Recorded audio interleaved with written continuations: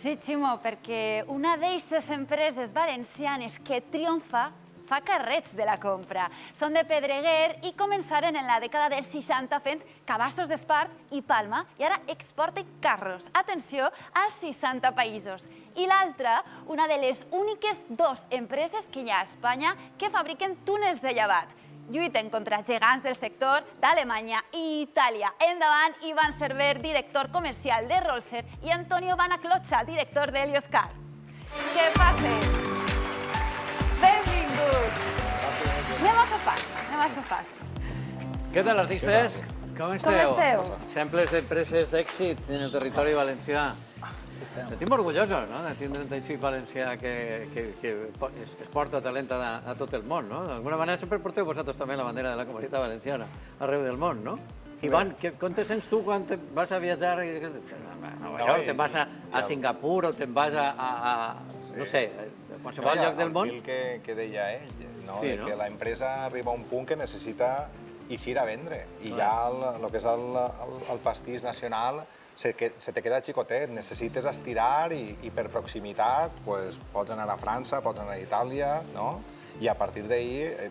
Si mires la marca del carret segurament serà Rolser, si vas a Nàpols o vas a Nova York. Mira, un Rolser, això està fet a Pedreguer. Està fet a Pedreguer, efectivament. Sí, perquè mirem el carret, no? Però el teu iaio, que començava en la dècada dels 60, no? Que tot comença en uns cabassos d'espart i palma. En cabassos d'espart, també feien sombreros i tot allò del material de la zona que havia, i a partir d'ahir hi ha una evolució cap a la bolsa i naix també el que és la cistella de la compra.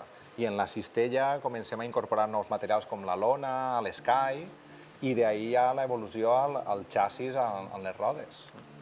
Però la gran revolució seria posar-li rodes al cabàs de tota la vida i dir, ja ho tinc, anem a posar-li rodes al... I facilitar a les persones per a que puguen dur a terme no només la compra, que és típica així, sinó transportar qualsevol cosa.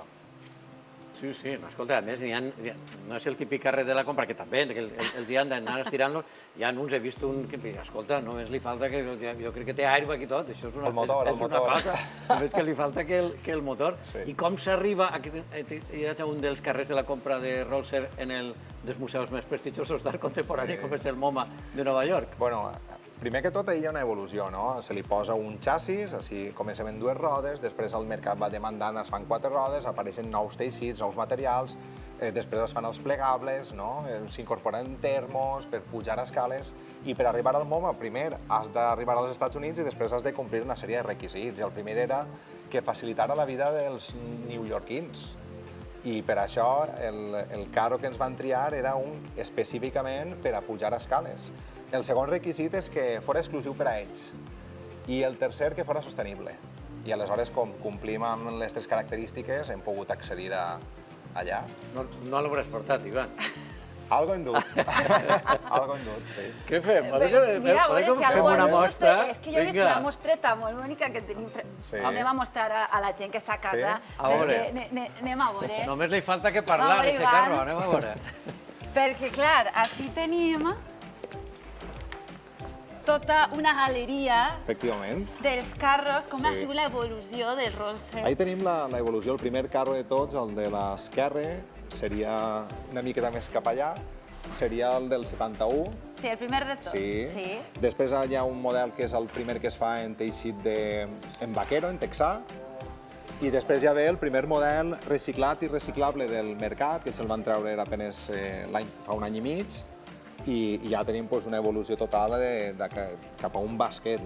Este ja facilita la compra total, pots posar ja no només la compra, els articles que vulguis, anar a la llevanderia o posar inclús els xiquets o els animalets. Els animalets també, no? També he vist molta gent que gasta aquests carros per portar els animalets. I este d'ací és internacional, perquè ha viatjat al MoMA. Està en el MoMA. Està en el MoMA. Té 6 rodes, que jo vull provar-lo. Sí, el provem. Sí, perquè puja les escales. Vols que te l'ensenyi? Clar, sí, clar. Però jo m'he anat a la compra, no? Fer la compra. Això pesa.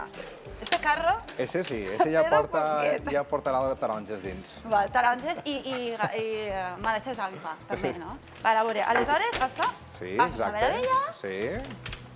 Clar, per això allà als Estats Units, que tenen tanta escala, no? Viuen al primer pis, sense ascensor. I este carro, a més, també és plegable. Ese carro, a més, és plegable. I per últim, porta el material que tu li veus de la solapeta i de la bolsa, està fet en material 100% reciclat. Vol dir que ve de draps, de pantalons texans, no? Que han anat poquet a poquet en la indústria, han anat transformant-ho per aconseguir un nou material. A mi este carro facilita... Ai, mira, no me la no compro pesa. tan grossa, No me la compro tan grossa, però pesa un poquet, pesa un poquet. Mira, Ivan, anem a continuar parlant ahí en els sofàs. Sí, clar.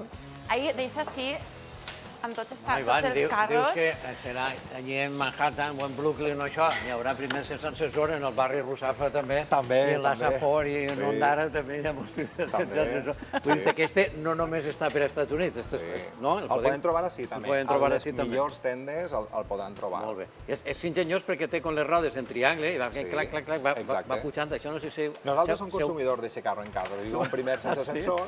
Mira, jo volia dir una cosa, no? Fixeu-se en el disseny dels carros, perquè abans estaven mostrant-los, no? I és que, clar, has de pensar quin és el look que vas a portar per al carro que vas a agafar.